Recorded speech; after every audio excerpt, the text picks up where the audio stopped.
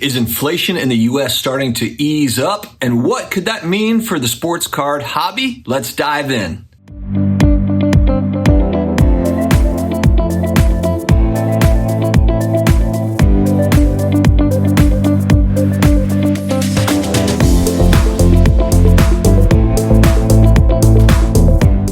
Hello to all my sports card collectors, investors, all of my collectibles friends. Another day, another card video. We are back again. Excited to be here. Thank you very much for all of your support. If you're new here, please hit the big red button down below, the subscribe button. If you like what you hear, please hit that like button. It helps us to spider these videos out to the masses. And we have really been gaining ground in the subscriber bucket lately. So thank you very much for sharing with others. We appreciate you.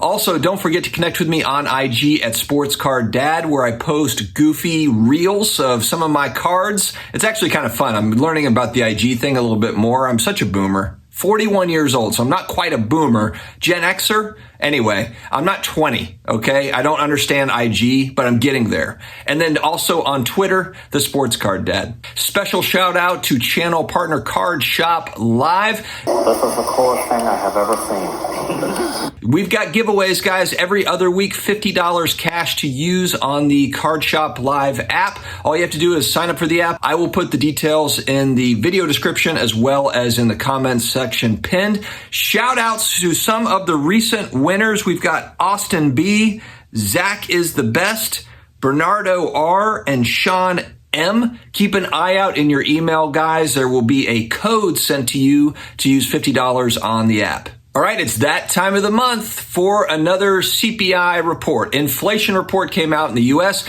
came back at 8.5%. Which some would say, hey, that's improvement, right? It was 9.1% last month. So now 8.5%, it actually seems like great news. And which is kind of funny is last month, they were hoping for it to be less than 8.5. It came back higher. So you had reactions based on that.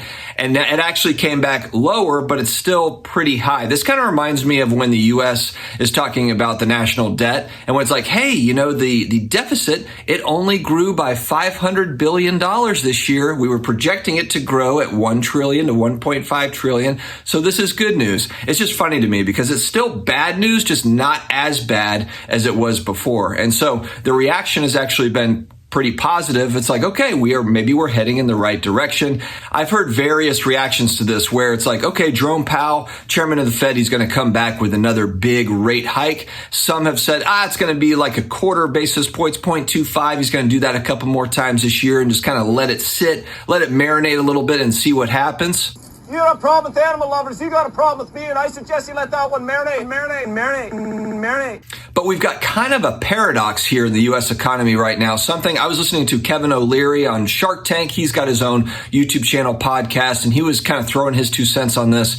And I thought some of the stuff was kind of interesting. He was saying this is the first time ever that we have basically had negative growth for 2 quarters in a row, which technically is a recession. GDP down. It's a recession, right? But the problem is we have full employment. And unemployment is at 3.4 to 3.5%. It's really low. Historically, when we've had recessions, you have negative productivity and you also have job loss, crazy job loss across the board. Unemployment shoots up, and that just has not quite transpired the way that it historically has. And maybe it's just delayed. Maybe there's going to be a bunch of unemployment coming. It's just such a weird thing to navigate. One big help was that gas prices in the U.S. were down 7.7% in July. And we actually noticed that at the pumps too. Now we had gas up at like $4.50, $4.70 in my area in North Carolina. And I've seen it as low as $4, $4.10, $4.20. So, you know, we have seen some improvement, and gas prices really drive a lot of sentiment in the U.S. If gas prices start to shoot up, that's when people start to get really freaked because frankly, we drive a lot. We drive a lot here, a lot of SUVs, a lot of trucks. So gas prices are paramount.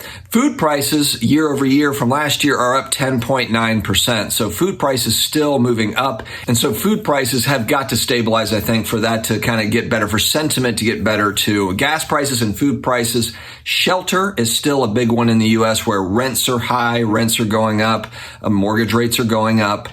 prices haven't really come down. So you have mortgage mortgage rates that are going up. Pricing is kind of coming down a little bit, but not really, because there's a supply issue here for real estate in certain parts of the country. So that's kind of an interesting thing. And then you've got credit card crunch. The one thing that's interesting about credit cards is, as of last month, we're sitting at $841 billion of credit card debt, which is obviously not good. It's very high. If we compare that to 1999, first quarter of 1999, it was at $478 billion. So we're talking about almost double the credit card debt over a 20 plus year span of time. But in the U.S., credit card debt has been higher. In 2019, fourth quarter of 2019, it was sitting at $927 billion. So technically down a little bit from all-time highs. I don't know how to take that. Again, it's kind of like, it's not great news, but it maybe is getting better or heading in the right direction. I don't really know. So I guess the bottom line is the economy right now is a weird bucket of things that is really hard to figure out. So as much heat as the Federal Reserve gets, and these guys like, the government doesn't know what they're doing. To be fair, it is kind of a weird time to where there's not really historical precedent. So they don't really know exactly what to do. But even if they come up another, 0.75, another point, rates are still at historical lows. We're sitting at 2.25, 2.5, the federal key rate. If it goes up to 3.5, 4%, is that higher? Is that high-ish? Yeah, compared to what we've had, but we've been really kind of spoiled with stupidly low rates, negative interest rates for a long period of time, and now we're kind of paying the consequences of that. So now we're kind of trying to get back to some normalcy, and so maybe it does just sit at that 3 to 4% key federal rate for a while, and just let that go and see what happens, get inflation under control. Hopefully, that's the whole idea. As the dollar kind of gets stronger, that would be good. That would be a good thing, as it's really kind of the global currency. We can't have the value of our dollars just go down to nothing. It just can't happen. So this is kind of a necessary thing. But of course, interest rates go way up, then it stunts growth, it hurts business. So it's this balancing act, this fun balancing act that they've got to do. Now, how does this affect sports card hobby and sports cards?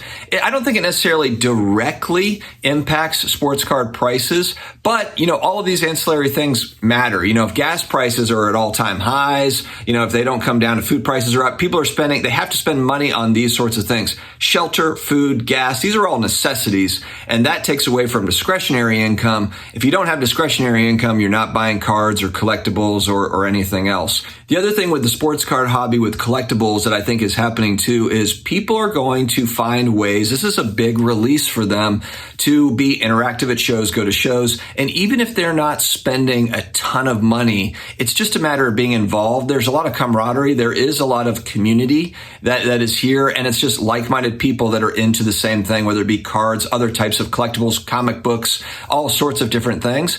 And people need this as a release. So maybe they're not spending $1,000 on a card or on a break spot, but maybe they're doing dollar bins. Maybe they just kind of change what they're doing so that they can still stay involved in a hobby that they really enjoy without it completely breaking the bank. Maybe they just have different strategies. Maybe also they're just selling off some of the stuff where it's like, I was collecting this a couple years ago, and now I'm like, you know what? Maybe these cards don't really fit what I'm looking for now. And that's kind of the part of the fun of trading cards, is you can be into something and then move into something else. And so we will have to see, but the actual demand for sports cards is there. If you look at the shows, they're packed. Are people spending $1 zillion? Maybe not, but they're still there. They're still in it. They're still paying attention. They're still on YouTube watching content. They're on Instagram looking at content, posting cards and different things. There is still kind of a synergy. There is a hobby unit that is at work, and it's still there. So we'll have to see, does this continue on? Does inflation kind of ease off as we head into the end of the year?